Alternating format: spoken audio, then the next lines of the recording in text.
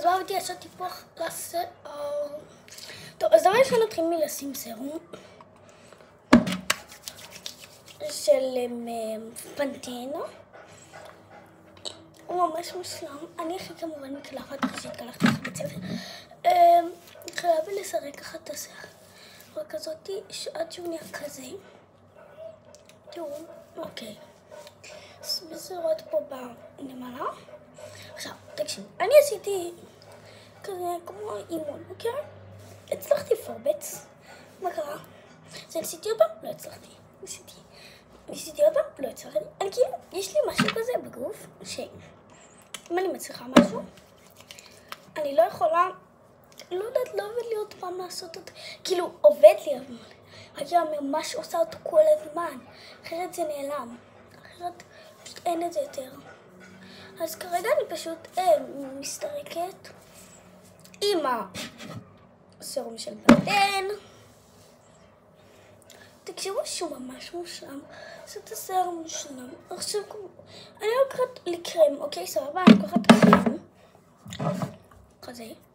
זה קרם שאני מיליתי לעצמי, אז פשוט די נגמר לי, אז אני לא יודעת מה להגיד לכם. זה קרם, אבל יש לו ריח מושלם ויפה ברמות. אז אני פשוט אתחיל עכשיו למרוח ככה, לפרק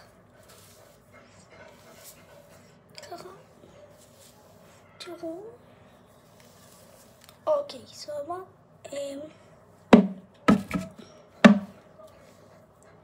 תראו שעשיתי לשביל, אני עשיתי שביל, יצא לי שביל.